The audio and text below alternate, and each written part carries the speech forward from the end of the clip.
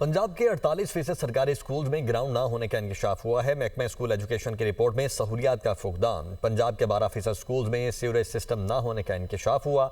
2% सरकारी स्कूल में boundary wall मौजूद नहीं है। इस हवाले से आतिफ परवेज लाहौर से हमारे साथ मौजूद हैं। आतिफ, बताएगा क्या दादोशुमार है और इस पर तर्जुमान वज़ीर तालीम का कोई मौक़िफ़ आया?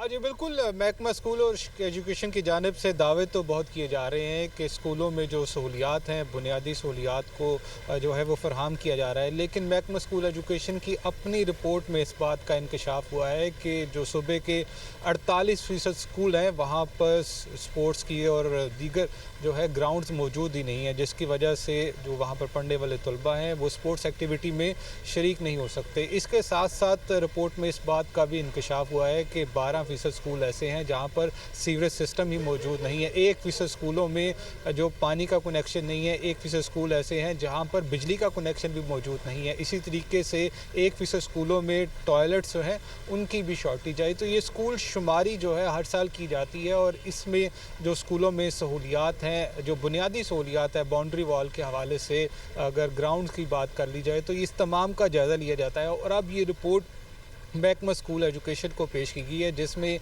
ये बुनियादी सहूलियात का फुकदान सामने आया है। दूसरी तरफ जो तर्जमान है उनका कहना है कि सहूलियात को पूरा करने के लिए तमाम अज़ला के जो CEOs हैं उनको फ़ंड जारी कर दिए गए और उनको ये कहा गया है कि 3 माह के अंदर अंदर जो है ये सहूलियात को पूरा किया जाए। 3 माह का अल्टीमेटम दिया गया। बहुत शुक्रिया आतिफ परवेज आपका।